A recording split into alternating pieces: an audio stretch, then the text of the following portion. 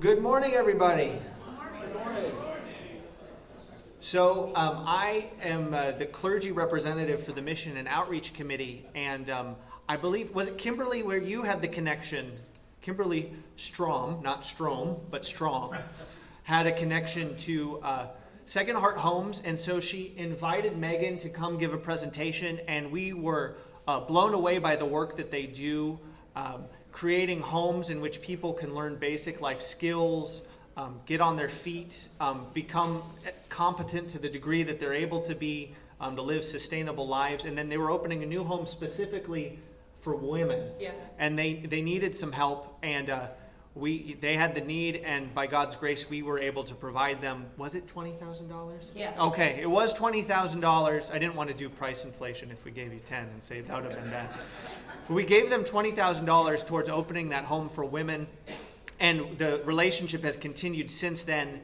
And we wanted to give her an opportunity to give a presentation on the work that they do at Second Heart Home. So, Megan, take it away. All right, thank you. I'm super mic'd up, so.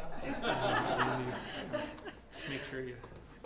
Can everyone hear me all right? Yeah. Wonderful. Thank you so much for having me here.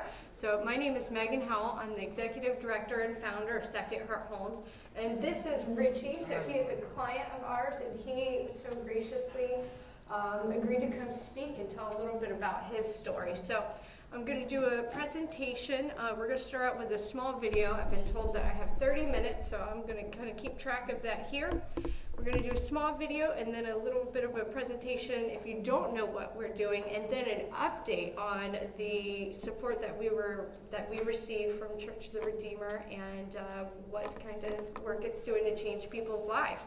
So forgive me if I have a technical difficulty, okay, in advance.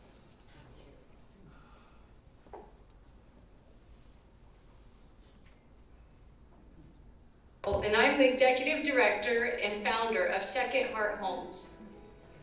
What we do is we give someone a home and we give them the tools to do better, to understand how to navigate life and understand how to have pride and purpose and self-esteem and be achieving goals towards self-sufficiency.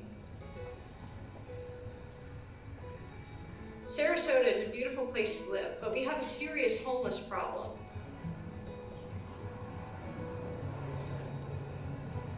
There have been many coordinated efforts over the years that have helped, but logistically, there's still a lot more work to do. That's where Second Heart Homes comes in. We currently operate 6 homes throughout the Sarasota area that serve 36 individuals coming off the street. Our supportive housing program provides so much more than just homes to our clients. It's affecting the community in a lot of different ways. When individuals have a home that they feel safe in, they can really start to hone in on their mental and physical health and have those hard conversations.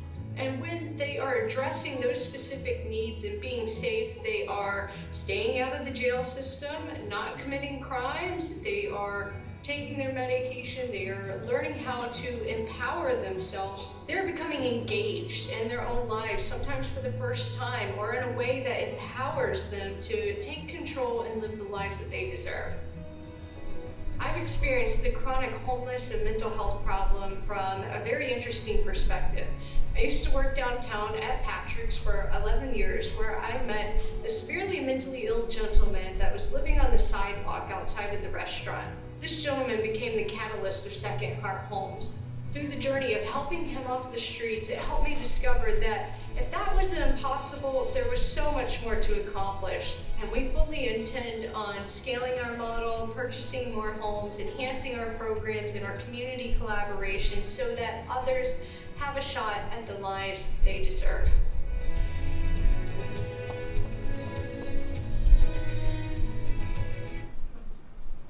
All right, cool, thank you. So that gives you a little bit of a background to start with. So my background is in Alzheimer's and dementia, developmental disabilities. I also sit on the Leadership Council for Suncoast Partnership to End Homelessness. So we are tasked with collaborating with different community resources and looking at the problem as a whole and starting to backfill and create long-term solutions.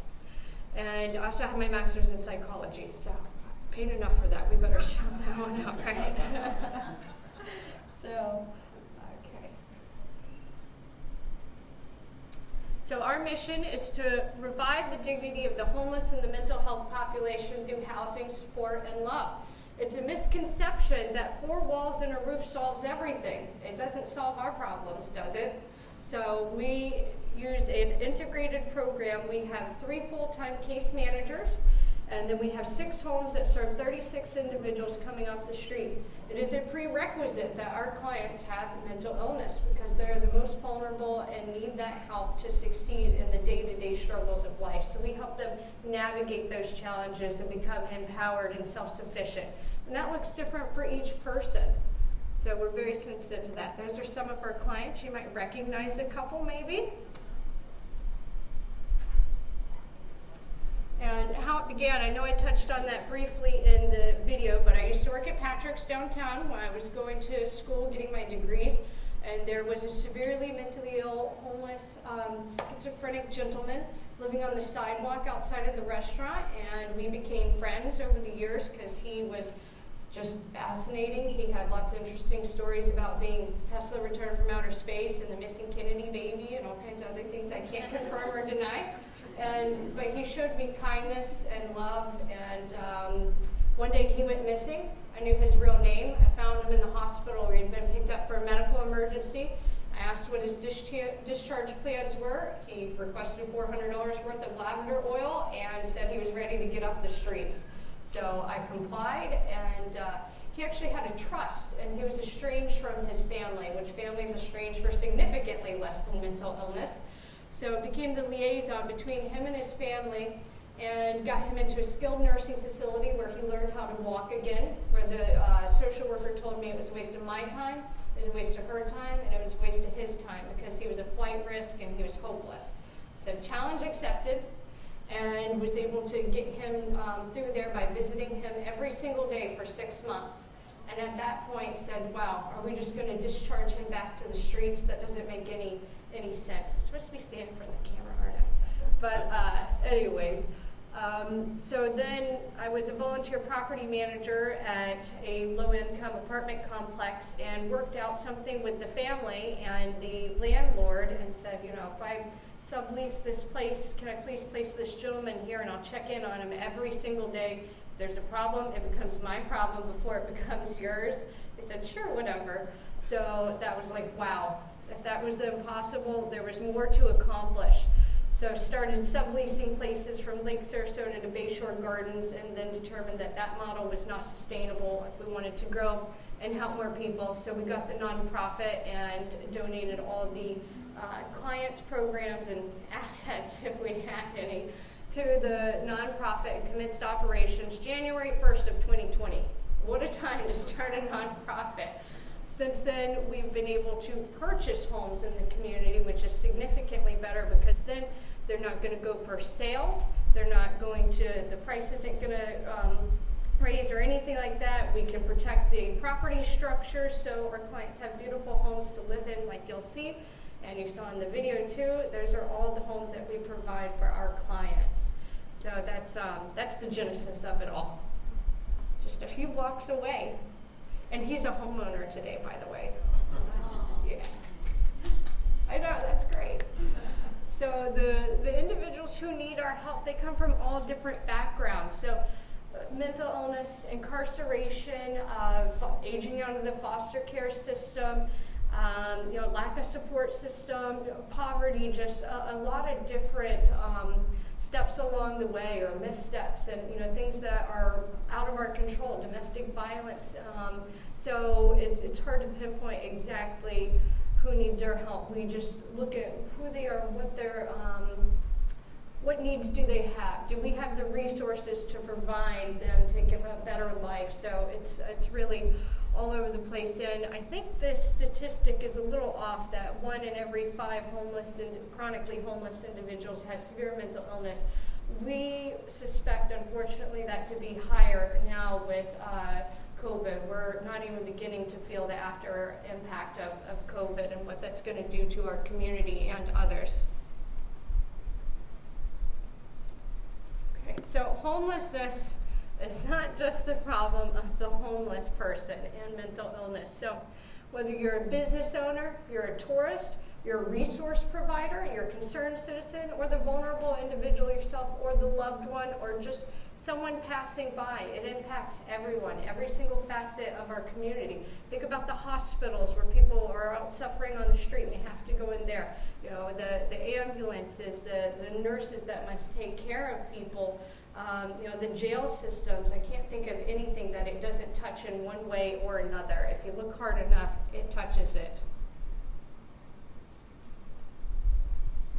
And our program, fairly simple, housing, but it's more than just housing. It's housing with love and tough love and accountability and the ability to better oneself, empower oneself through development of hobbies and skill sets and self-care. All these things come together. You know, our clients must come into our program with a commitment to addressing mental, physical health, spiritual health, hobbies. These are the things that make our lives whole. When you're on the street, you can't address these items sufficiently. Your body's in fight or flight. You're thinking, where can you go to use the bathroom? Where can you go to sleep? You know, Richie told me he actually used to sleep out here at one point, and so, you know, it kind of came full circle. But you can't think about, you know, hey, I want to go write some poetry today, or, you know, I need to go get a job. You know, there's just so many things that you have to thread together, and it's oftentimes an impossible task, and, you know, that just snowballs, as you can imagine. So we provide the daily support. We stop by 365 days a year, one of our staff members does, and check on our clients, so to navigate the daily challenges of life.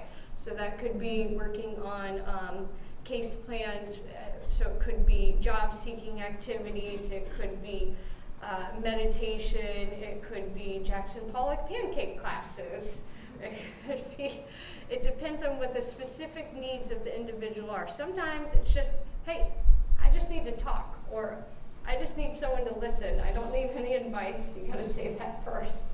But that's really important. Anyone who walks through our front doors, we provide 10 sessions of therapy through our partners with Gulf Coast Samaritans Counseling, so they can start to heal from the trauma of coming off the street. And some people might be with us for a short period of time. They might use us as a stepping stone, because their journey could be they want their own individual apartment, or to live with a significant other, to be reunited with family. It can look a lot of different ways. Now, some individuals might continue to need our services on a more long-term basis, because, let's face it, Florida is the land of transplants, so you lose that inherent support system. So we kind of become an ad hoc family to help you, because it's not about how hard you fall, it's how you get back up, and that's your support system.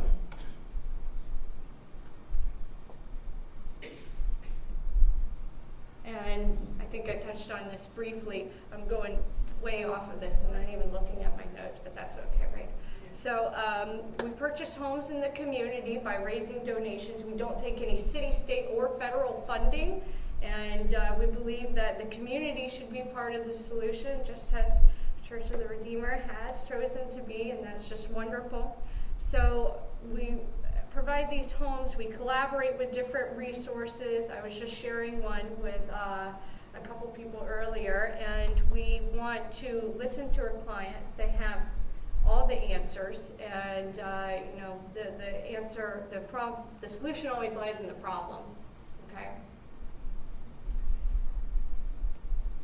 And some of the services we offer: cooking, cleaning. We have a Swiffering 101 class. Imagine being homeless for 25 years and someone hands you a Swiffer, right? How much is too much for the washing machine? These are real things. Learning how to care for a home, to care for oneself, how to balance those two things together, how to start achieving more goals, you know, because what does self-sufficiency start to look like as you're achieving those small things and working up more? So that's why the care plans are constantly being changed based on the specific needs of the individual. So we do resume building, job seeking. For instance, we had a young lady came to us. She was homeless, and she got a job at a restaurant. She hated it. It was not her jam. And so we helped her get a better job at Sarasota Memorial Hospital. And then she recently moved out into her own apartment, which I don't even know if I could do right now in this economic climate.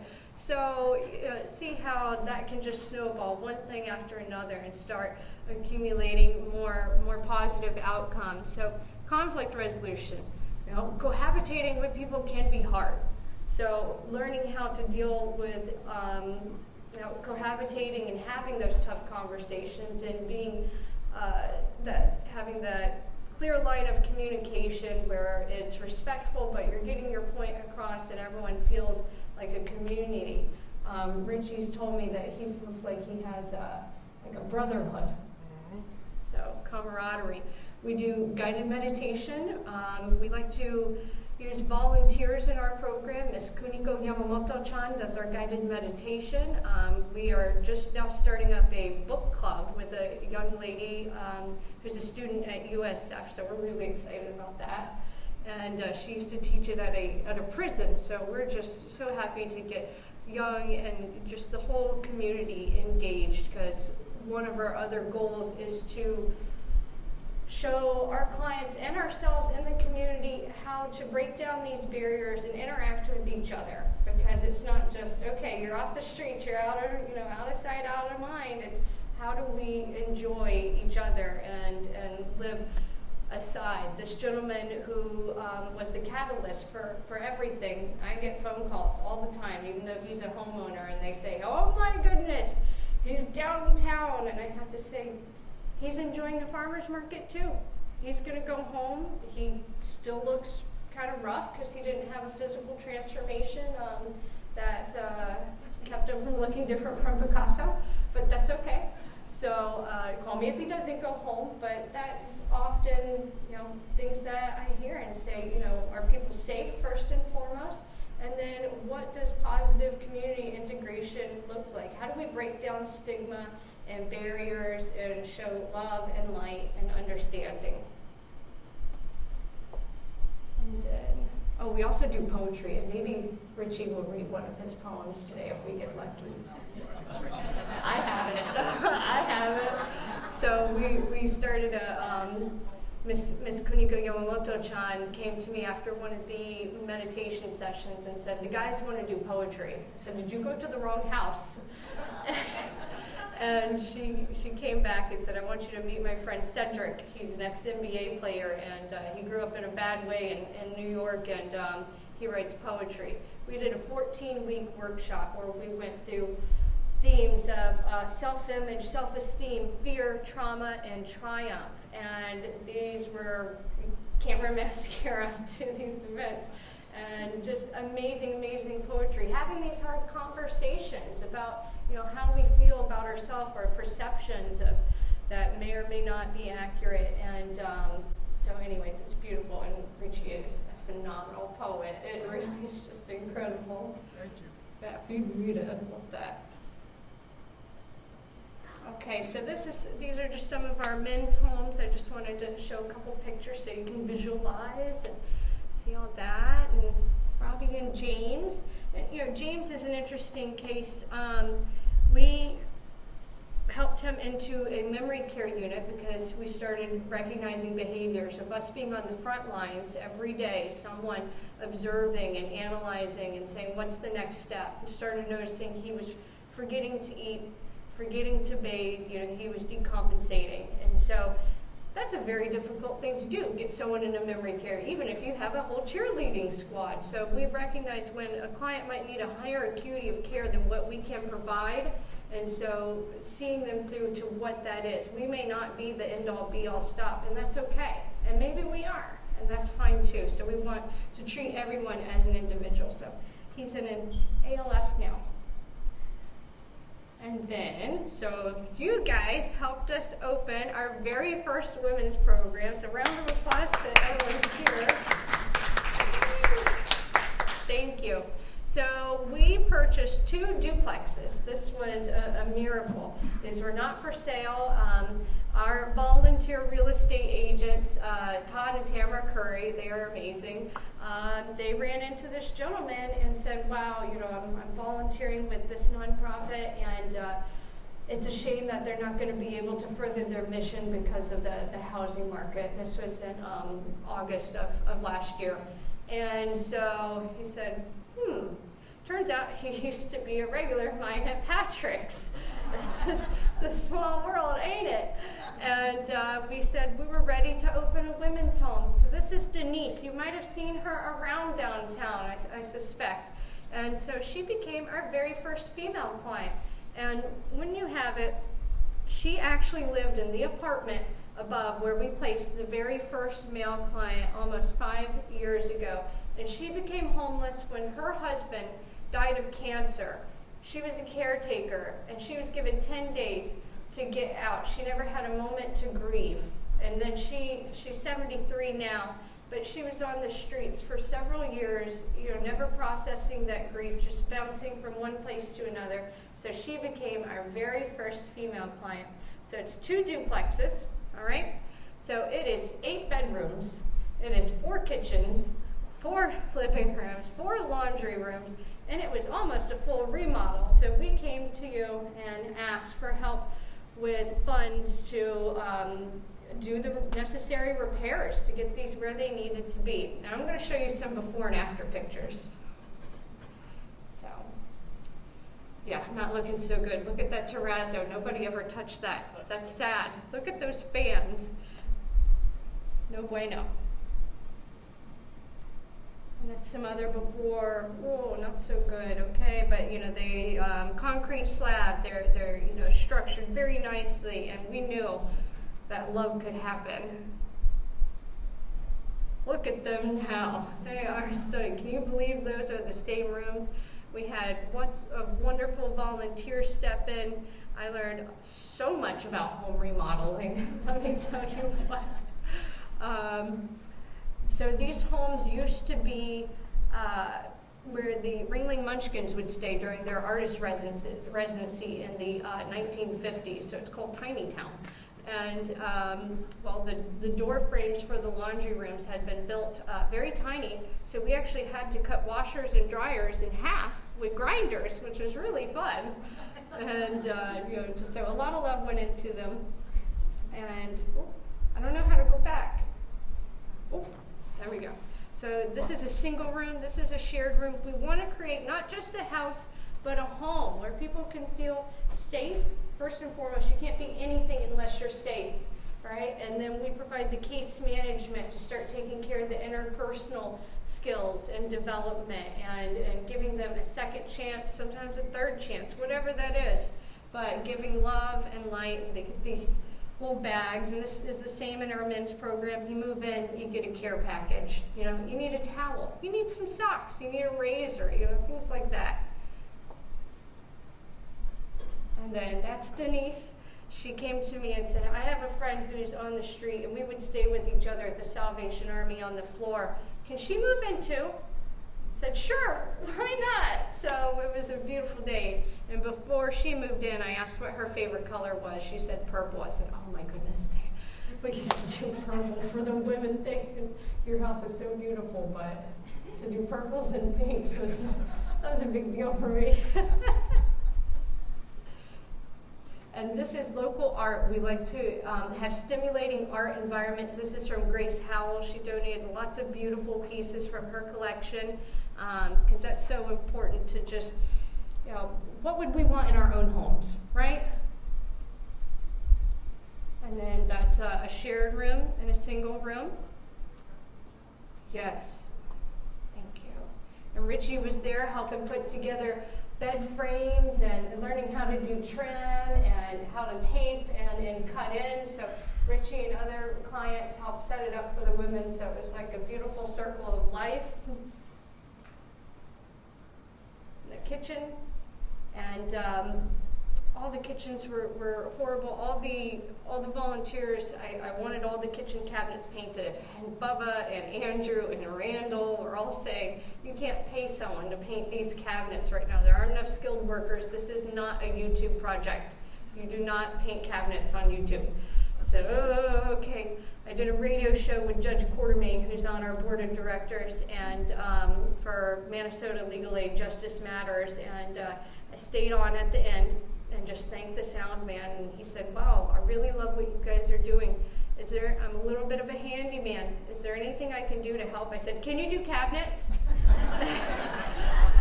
Cabinets are his specialty. Look how stunning those are. He did all 4 kitchens worth of cabinets. Yes, and he would not take a dime. None of our volunteers would take a dime. And then Lowe's stepped in. They found us on the internet. They stepped in and donated product that we never would have dreamed of. I never thought about changing bathroom vanities, and then I saw what they were offering us. I said, oh yeah, we'll take that. And then learned there's a little bit more to installing a vanity than just accepting it. But our wonderful volunteer, John, he happens to be a master of a lot. So, lighting fixtures, vanities, ceiling fans. I mean, they came in with like 16 ceiling fans for us. That's incredible. We never would have changed that. So to give them these beautiful homes to thrive in instead of just surviving is so important. It's another unit. Another one, Benjamin Moore thought I was crazy when I was asking for purple cabinet paint. I'll tell you what. So, are you sure, miss? I brought a picture and they said, okay, you're sure. And they donated their paint too. So it became a whole community effort. Lowe's stepped in. If you're going to have a preference on big box retailer, I scream Lowe's from the mountaintops. And then these are some of our wonderful volunteers. That's Dan from Lowe's. He's a saint. And we have Bubba, who's a property manager, and John, this is the cabinet gentleman. Serious business, that guy right there. And then Andrew, Randall, Lathrop, just everyone came together. It was just such a beautiful, coordinated effort for the greater good. So it was overwhelming at times to see everyone come together for the same reason.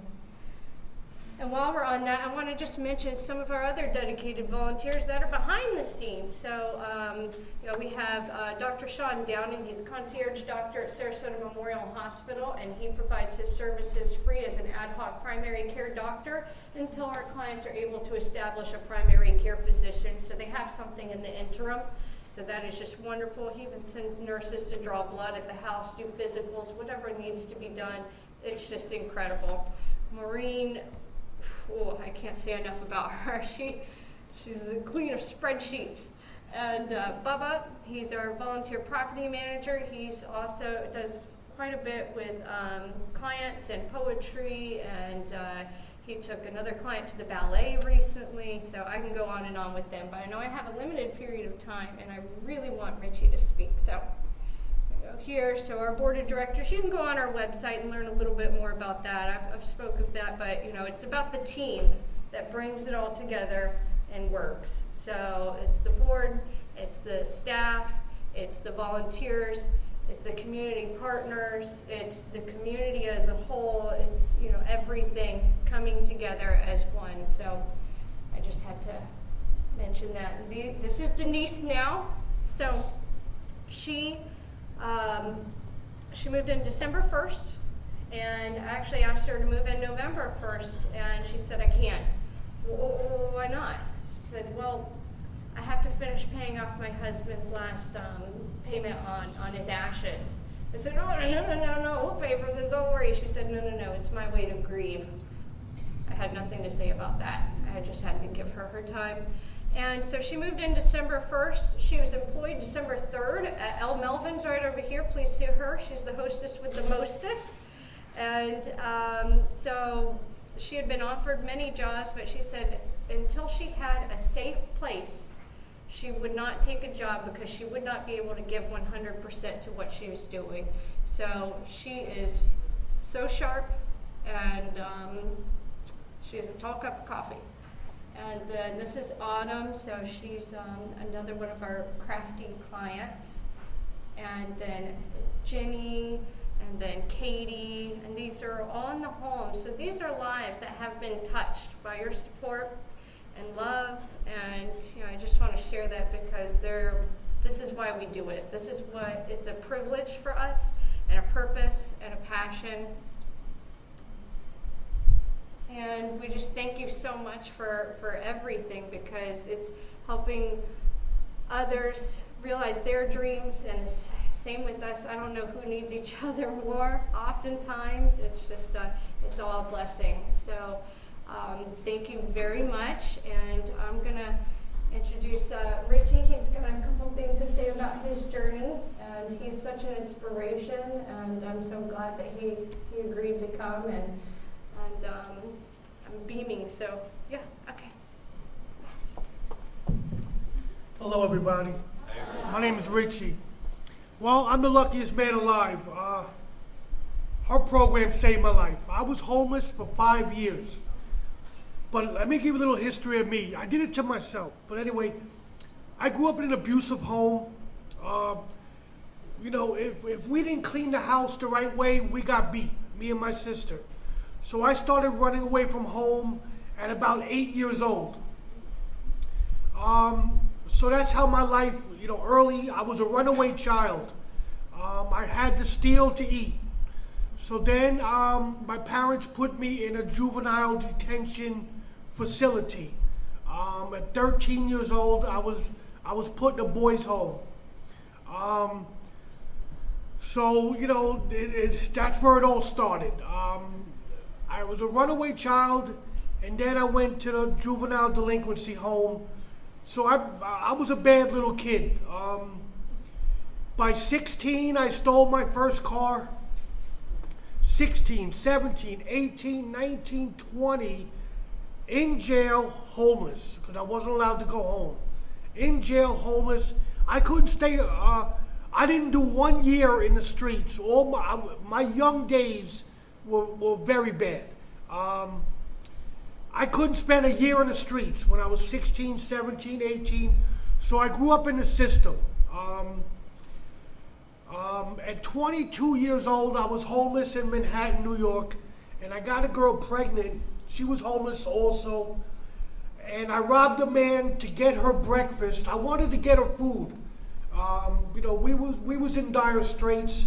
I wanted to get her food, so I robbed a man. I didn't hurt him, but I robbed him, and I went to jail for 10 years. She had twins, a boy and a girl. I never seen her again. I never seen the children, because she didn't know my real name. I didn't even know her real name. We met in the streets, and so I lost my children. During my years I did 10 years in prison.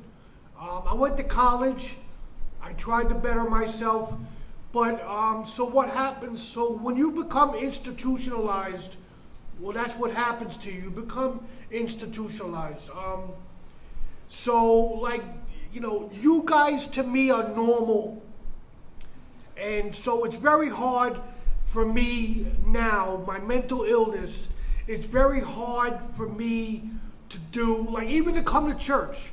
I won't do it because of all the people. My personality now is very avoidance. I want to be alone. I want to stay away from public places. So I'm just saying, prison just exacerbated my mental illness. I never had family support, no brothers, no sisters. We didn't, my family, I didn't grow up with a family. Fast forward, I was homeless for 5 years. I gave up on myself. I was drinking beers all day long. I really gave up on myself. I received an SSI check for my mental disorder.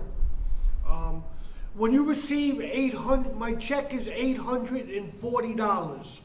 So it's very hard to find housing on an $800 check every month from the government. So every time I lived on my own, I became more mentally ill. I would be scared to come out of the house just to go food shopping. I isolated in the house. All my money went to rent, and I had nothing for myself. So I thought being homeless was better. I would keep all the money in my pocket, my SSI money, and I could be outside with people, and I could drink a beer, and I could ride my bicycle. So living in an apartment, I got very sick, like very sick. The loneliness was killing me. So 5 years homeless, I was very lost. I had rats crawling over my body in my sleep. I was drinking all day. I was getting arrested for petty crimes. I never felt so alone. Even though you're homeless with all types of people, I felt alone. I was talking to myself. So then, yes, ma'am. So I got arrested for a crime. I threw some garbage cans off the fishing pier in Sarasota. I threw the garbage in the water, and I went to jail. And they asked me, "Are you homeless?" I said, "Yes." They said, "Would you like to be a part of a program?" So I got into Second Heart Homes. And let me tell you something. These homes are so supportive. I mean, she comes every day. She has caseworkers that work with us. I never felt so safe. Everybody supports each other in the house. She has no tolerance for drugs. So the house is filled with love. She brings a lot of love. And I just feel incredibly safe. And the big thing is I'm not alone. There's people always in my life. We joke with each other. We support each other. So being alone for me, not being alone, is a great help. And I'm on my medication. I take medication twice a day. So from being homeless 5 years, rats crawling over my body, drinking all day, sleeping wherever I could, to being in her house, I felt like she saved my life. So thank you very much.